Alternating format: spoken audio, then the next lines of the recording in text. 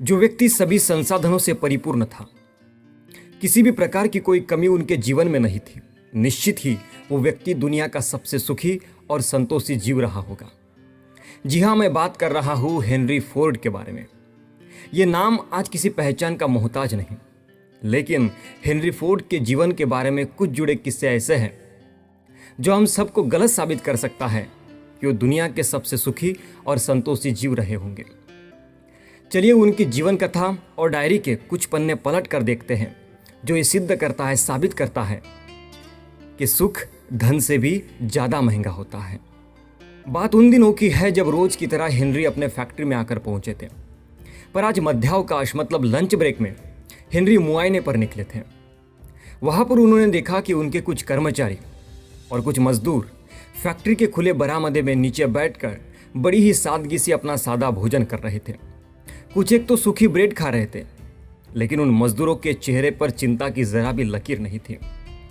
खाना खाते हुए उनके बीच में हंसी और ठहाकों की आवाजें उठ रही थी, चुटकुले छूट रहे थे, दोस्ताना हरकत से एक दूसरे के मजे लिए जा रहे थे। अभी लंच ब्रेक में थोड़ा समय था, इसलिए कुछ एक लोग आराम करने के लिए लेट गए। कुछ लोगों ने एक ईंट अपने सिर के नीचे रख लिया, तो कुछ लोगों ने अपने हाथ की घड़ी मोड़कर उसका तकिया बना लिया।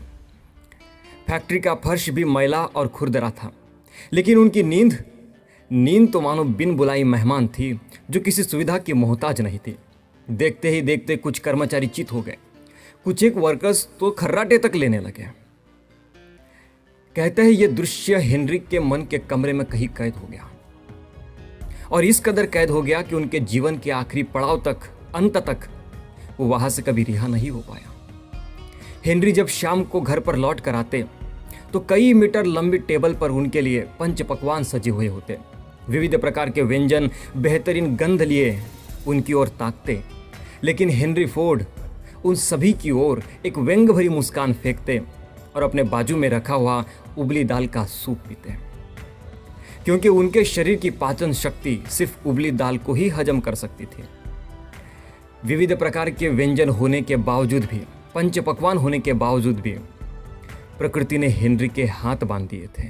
जब रात को सोने के लिए हेनरी अपने शयन कक्ष की ओर बढ़ते तो कोमल और आरामदायक बिस्तर उनका बाहें फैलाकर स्वागत करता था।